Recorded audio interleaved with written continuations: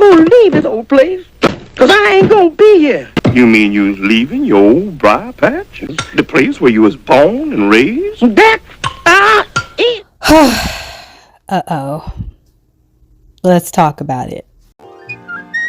How do you do? Fine, how are you? How you come on?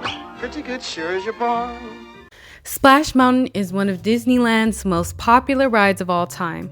This attraction is located in at least 3 Disney theme parks. First, Disneyland California, Tokyo Disney, and Walt Disney World. This ride has been opened since July 17, 1989 in Disneyland, California.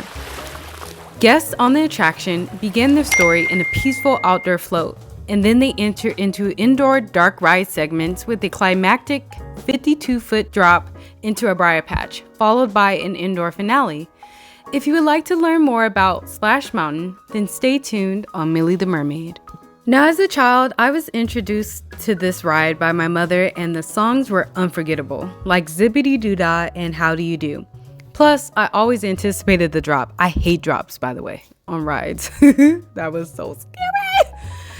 But this ride was a great way to cool off in the afternoon at Disneyland. So at the time when I was young, my mind was not aware of the controversial racist story behind the attraction. And I was curious to find out what the fuss was all about. So let's take a look at the history of Splash Mountain altogether. So again, this is a controversial video, everybody. It is a very sensitive topic. I just wanted to point that out before we get started. So if you are uncomfortable or you feel triggered by talking about this, you could please exit the video. I don't want you to be uncomfortable. For those of you who are staying, please be respectful to your fellow fish friends. Please be respectful to the mermaid. And again, please share your comments and let your imagination soar with Millie the Mermaid. Oh, and by the way, I wanted to add at the end of the video, if you want to check out some of my pictures on Splash Mountain, then stay tuned to the end of the video because you're gonna laugh. I already know. But anyway, let's get started. Okay. So let's begin. So what is wrong with Splash Mountain? Splash Mountain's story was based upon Disney's 1946 film, Song of the South.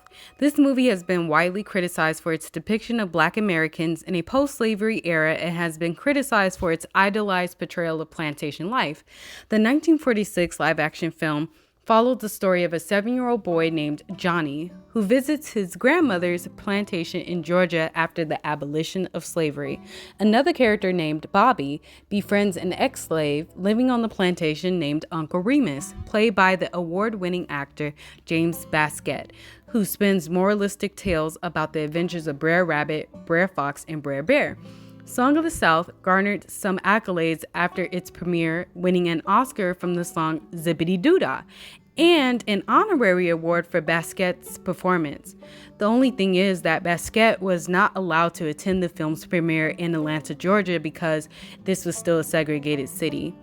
It just angers me that to know that Baskett's performance was applauded and praised, and yet he wasn't even allowed to attend the film's premiere. But yet he's in the film. That is, it just makes me so upset. Continuing on, the movie also received heated backlash for its romantic portrayal of the Old South and of the racial hierarchy that existed in pre-abolition America. Adam Clayton Powell Jr., a congressman from Harlem, decreed the film as an insult to American minorities and everything that America as a whole stands for, while a journalist at the Afro-American slammed the movie as a piece of propaganda for white supremacy that Hollywood ever produced. So let's fast forward to years later. Disney World's Splash Mountain ride focused solely on the adventures of Brer Rabbit and was an attempt to sanitize Disney history by omitting any mentions of the controversial aspects of the film, like Uncle Remus and Little Johnny, according to Jason Spurb.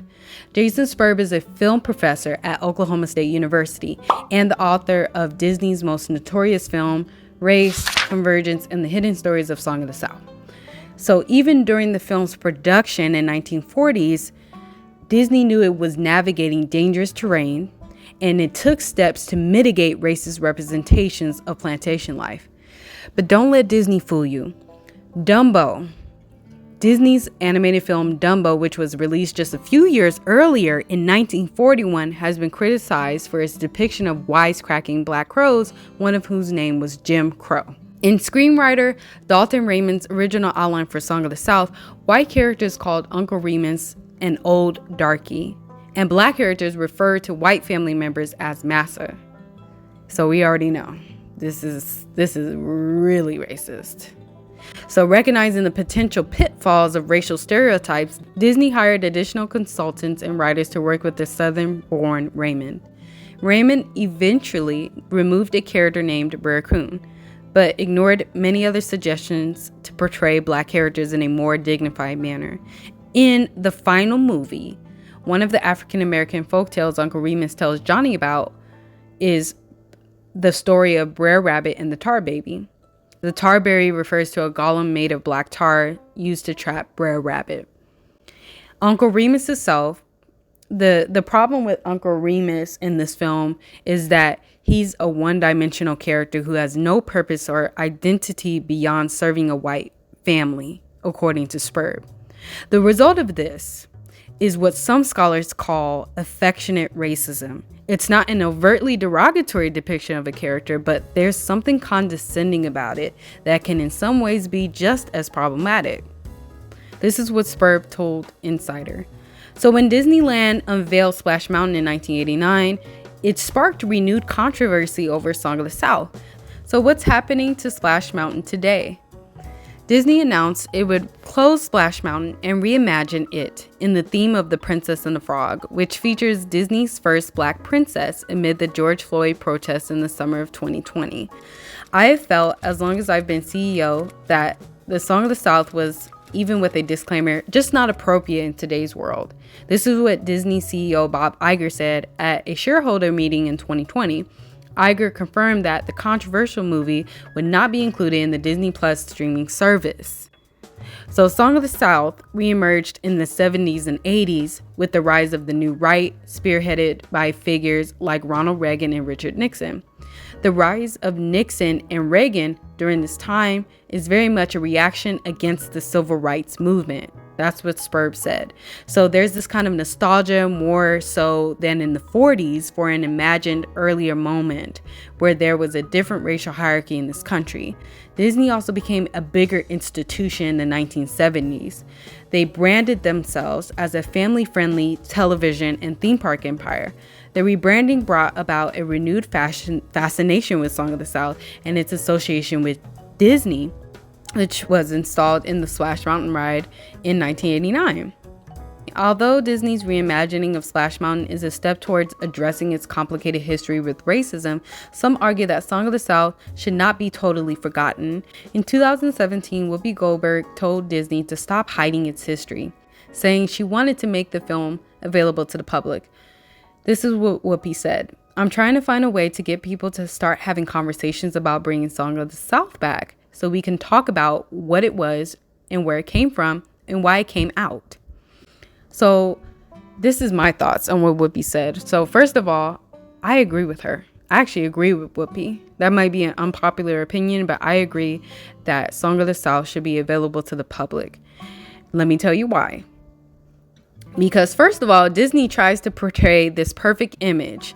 And you know what they do? They sprinkle this magical fairy dust on certain topics.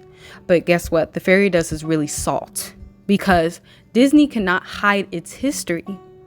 No matter how beautiful or how ugly Disney's history is, they can't change what they did. They got consultants on the film because they knew they were already troubling on dangerous terrain with the story anyway, but they decided to go through with it. So in my opinion, I think Song of the South should be publicly accessible for educational and historical purposes. It's ugly, it's horrific, and it's deeply uncomfortable. But just because you replace or reimagine the theme of Splash Mountain to Princess and the Frog doesn't mean that you're necessarily celebrating Black people as a whole, because Tiana, let's face it, Tiana didn't get her own original ride. She's just replacing the one Disney is ashamed of. This is what Spurb also believes. He believes that there's a value in keeping people informed about the issues underlying the movie and Disney's history. Another question he asks is, what do we do with Disney's legacy of stereotyping and this racial history? I think to some degree it's good to move beyond that, but there's also a danger where if Song of the South went underground again, a lot of the same issues are going to reappear. And we see that today. It reappeared in the live-action Little Mermaid movie. Why is Splash Mountain getting rethemed? Splash Mountain is of particular importance today because Disney said in a statement in USA Today, Tiana's Bayou Adventure builds on the story of Princess Tiana, a character whose pride and perseverance reminds us of a universal truth. Within us lies the potential to make our dreams come true. This new concept is relatable, inspiring, and it speaks to the diversity of millions of people who visit the theme parks each year. So during the pandemic, there was an online petition garnering more than 21,000 signatures to change Splash Mountain's theme.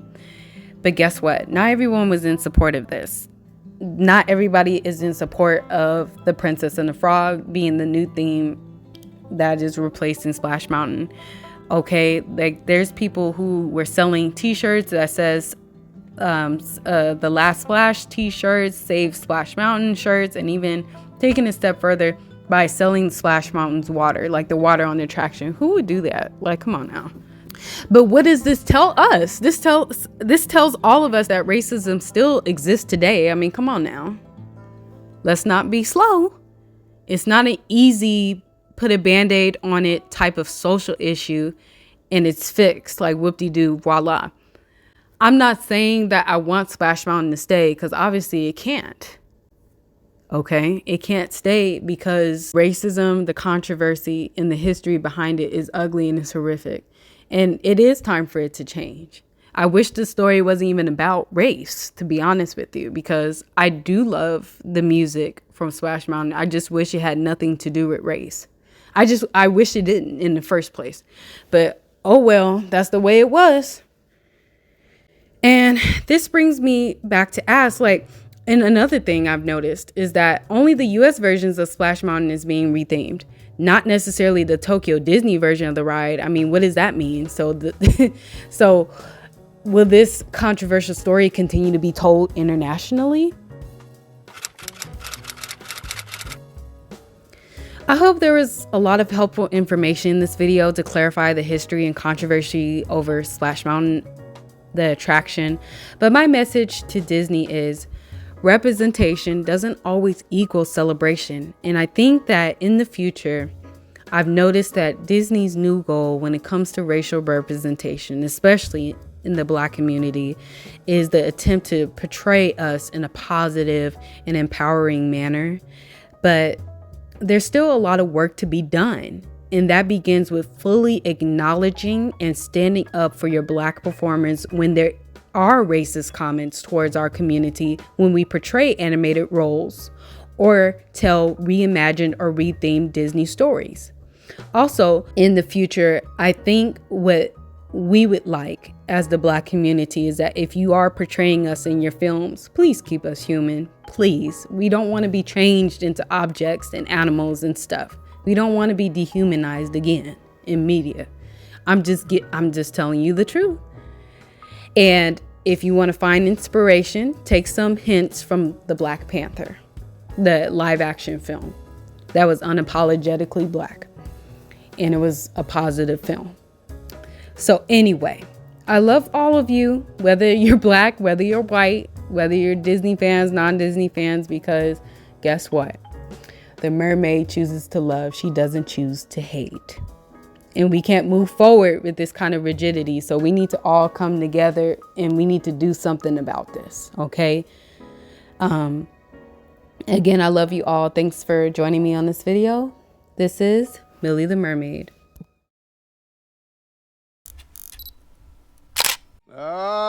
Change is good. Yeah, but it's not easy.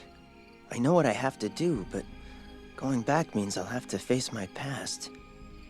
I've been running from it for so long. Ow! Jeez, what was that for? It doesn't matter. It's in the past. Yeah, but it still hurts. Oh, yes, the past can hurt. But the way I see it, you can either run from it or learn from it.